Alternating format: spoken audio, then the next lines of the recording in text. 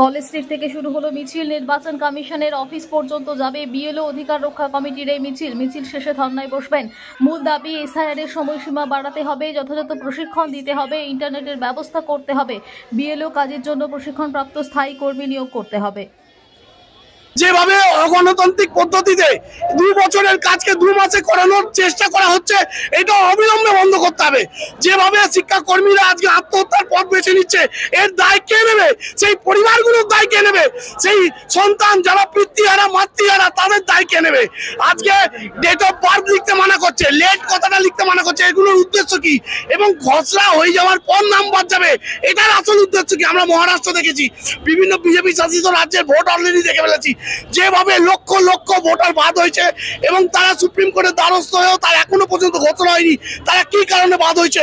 এই সমস্ত আমরা চাইছি ভোটের আগে কেন্দ্রীয় সরকারকে ইসিআই কে ঘোষণা করতে পারে, না হলে অবিলম্বে তারা তাদের ইসিআই নাম পরিবর্তন করে ইসিবি করুক, ইলেকশন কমিশন অফ ইন্ডিয়ার পরিবর্তে ইলেকশন কমিশন অফ বিজেপি। কারণ এরা বিজেপির হাত শক্ত করতে বাংলার বুকে এসে যেভাবে অগণতান্ত্রিক পদ্ধতিতে এরা মানুষকে চাপিয়ে দিয়ে এবং রাতারাতি ভুল কাজ করতে সাহায্য করছে, সেটা কিন্তু আমরা মেনে নেব না। শিক্ষক সমাজ ইসিআই জবাব চাই, জবাব দাও, জবাব চাই, জবাব দাও, ইসিআই জবাব চাই, জবাব দাও, জবাব চাই, জবাব দাও। নিয়মিত উপর অমানবিক অত্যাচার মানছি না, মানবো না, মানছি না, মানবো না।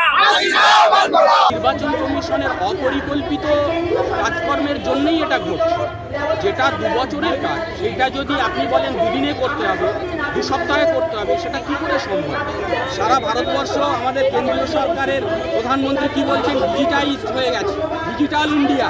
আর গ্রামে এসে দেখুন বিএলওরা একটা কোনো সার্ভারে কাজ করতে পারছে না, নেট কানেকশন নেই, তাদের যে মানসিক নির্যাতনের মধ্যে তারা পড়েছে, কাজ করবেন কি করে? সুতরাং আমরা সেই জন্য আমাদের বিএলও সহকর্মীদের পাশে আজকে দাঁড়িয়েছি। যে কোনোভাবেই হোক তাদের কাজের পরিধি, কাজের সময় বাড়াতে হবে।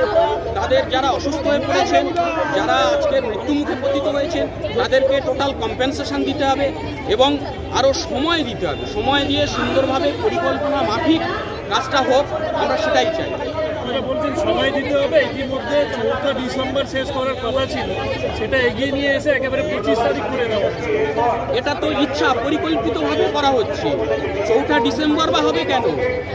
যেখানে 2 বছরের দরকার সেখানে 4 ডিসেম্বর এত শর্ট টাইম কেন দেবেন? কোন কারণে? তাহলে আরও সময় দেওয়া হোক। সময় যদি না দেওয়া হয় তাহলে এই কাজ এখনই বন্ধ করে দেওয়া হোক।